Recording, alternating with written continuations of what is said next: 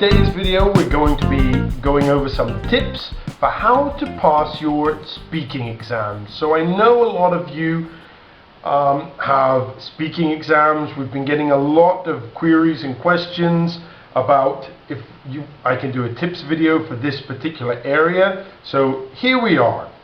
Let's have a look at some of the tips I can give you for acing your speaking exam.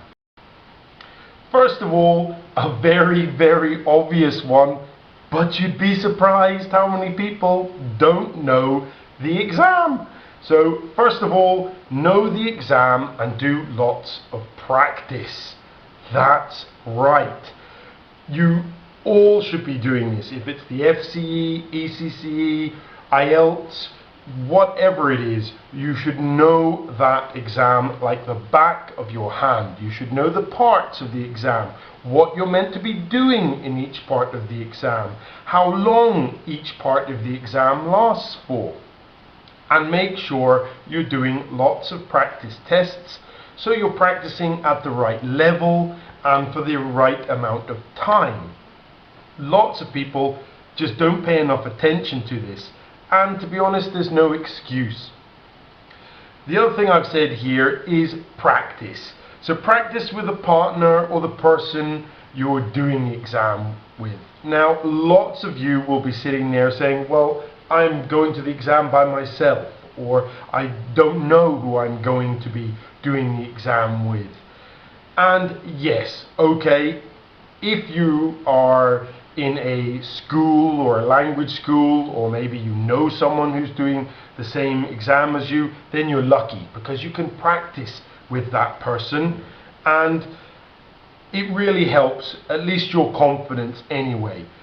At the end of the day, marking wise, most exams that have two candidates together, it doesn't really matter who you go with because the examiners mark both candidates individually anyway. It just makes the person feel better. For those of you who don't know the person, as I said, don't panic because you're marked individually anyway. But at least try and talk to the person you might be going with before the exam. Introduce yourself and get talking to them so you're not just going straight into the exam without actually meeting them. Another thing here, warm up before the exam. So I've seen lots and lots of students and they'll be at the exam center, they're waiting to go into their exam and they're speaking their native language. Now, personally, I understand this, but it's a mistake. You're just about to do an English exam. You should be speaking in English, practicing in English, everything in English. Get your brain warmed up. It does take some time to, switch between languages sometimes. And I think this is a real mistake, just going in without warming up. You should always warm up. It could just be with chatting to someone. You don't have to go through practice papers and things like that if you don't wish to.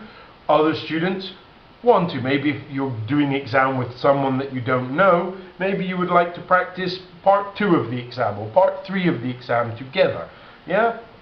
But warm up. It really helps. Greet the examiner. So this is a tip for when you go in. A lot of people, go in like timid little mice and they say nothing. The examiners, I guarantee, it doesn't matter what exam you're going in for. If they're Cambridge examiners, ECCE examiners, ECPE examiners, they're very friendly, okay? All they want to do is hear you speak for a certain amount of time, depending on the exam. They're not your enemy.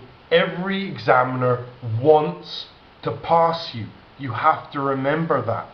They want to pass you. All you've got to do is give them a reason to pass you.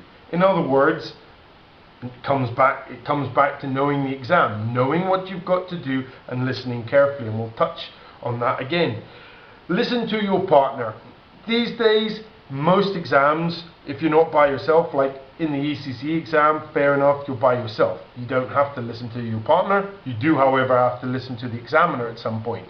But most speaking exams now will have some kind of pair work. Not all of them, but most of them, especially the Cambridge exams, let's say.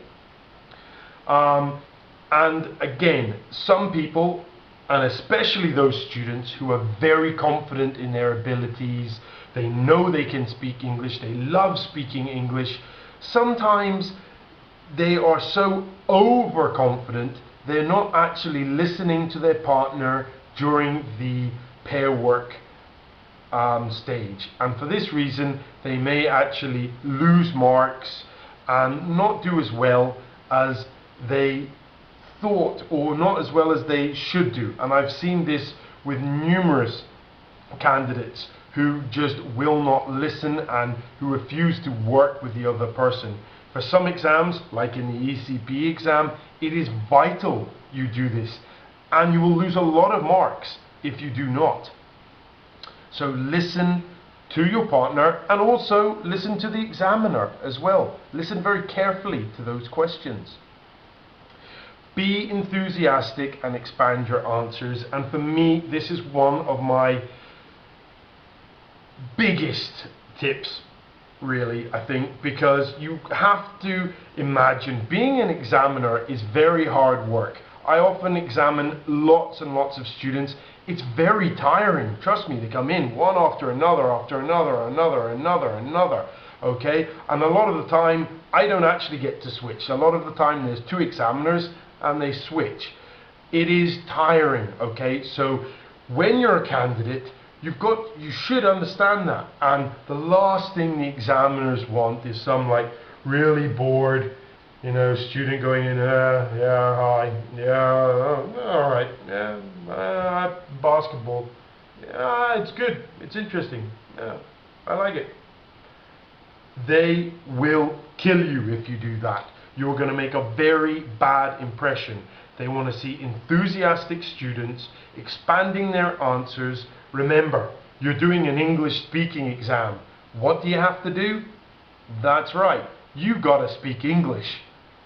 Not rocket science, but again, a lot of students just don't do this enough. So make sure you don't fall into this trap. Don't be afraid to ask the examiner to repeat the question. Now, I touched on this briefly before. A lot of students will hear a question and they'll think to themselves, okay, I think the examiner means this, and they start answering the question. And the examiner, within about 10 seconds, go, this person is giving a good answer, but they haven't answered the question I asked them, or they misunderstood the question. If you're in any doubt whatsoever, ask the examiner, sorry, can you repeat that please? Because that's what you do if you don't understand something in any language. Let's say, for example, you are catching a train and you ask for some advice about times, and someone says something and you're like, oh, I think he said 11:30 on platform 16. What are you going to do? Go to platform 16 and just get on a train to maybe the wrong place? No, you're not. You're going to say, hang on a minute, can I just check that? So that's platform 16 at 11:30 to London, yeah? You're going to make sure, do the same thing in your speaking exam. Don't answer the wrong question. Anyway, if you need any other advice or anything like this, please get in touch. You'll see here a little thing that we're doing now on Facebook, Word of the Day. So if you're not part of our Facebook community, please join us there. And of course, subscribe! Bye for now.